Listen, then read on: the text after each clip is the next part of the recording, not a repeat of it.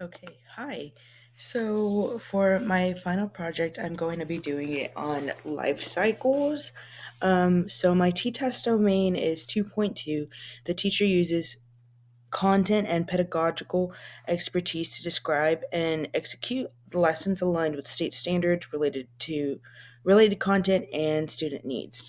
And then my ISTE education standard is 2.3A, create positive experience. So educators create experiences for learners to make positive, socially responsible contributions to build inclusive communities online. And then my instructional strategy it's called Instagraphic. So this is basically where the students, they represent a concept by creating an Instagramish style, a visual organizer.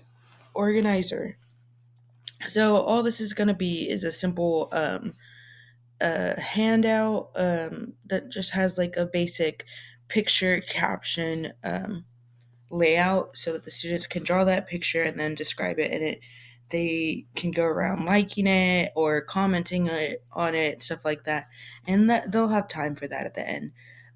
So my teak is going to be teak 1.10D, observe and record life cycles of animals such as chickens, frogs, or fish. So throughout this lesson, I'm really going to be focusing on chickens, but also including information about frogs and fish or just amphibians in general.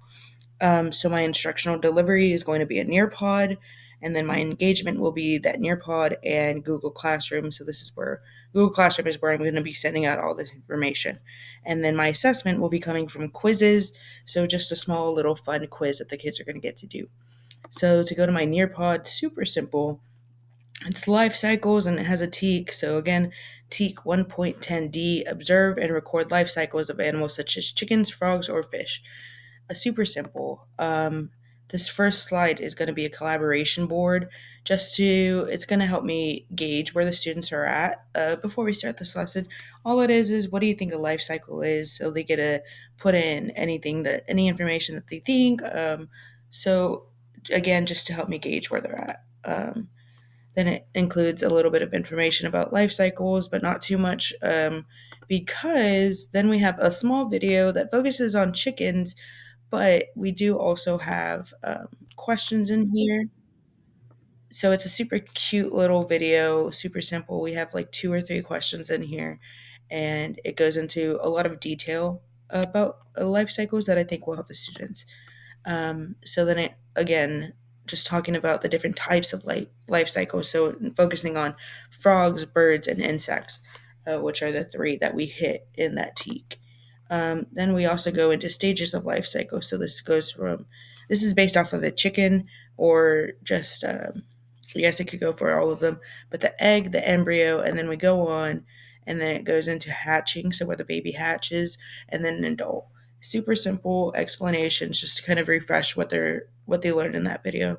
And then they also do another collaboration board, and this is where they mostly collab. So here I'm just setting up a Q&A section where students can post questions that they need help answering, and if other students know the information, that student can post it on the board to help that peer out. And then finally, for my Nearpod, just as a little practice, we have just a matching card game, and it's based off of chickens, because that's what was in the video. So it's the stages of chickens, where they lay their eggs, and then also includes what animals are born by eggs or come out looking like the parent, simple things like that. So super cute, pretty easy. And then finally, after we're done with our Nearpod, we're going to go into quizzes and going to do let's see if we can get this, a quiz. It's 6 questions, nothing much to it. And it's super simple. The kids get to answer the questions, and then they also get to earn power-ups and just kind of play against each other. This is used as my assessment overall.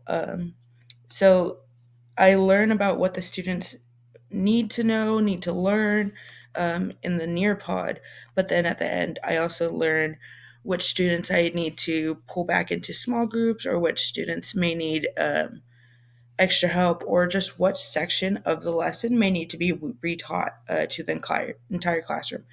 And that's pretty much it. So, yeah, Christina Gomez, I graduated fall 2025. And then, of course, just the project credits. And yeah, that's it. Thank you so much for watching.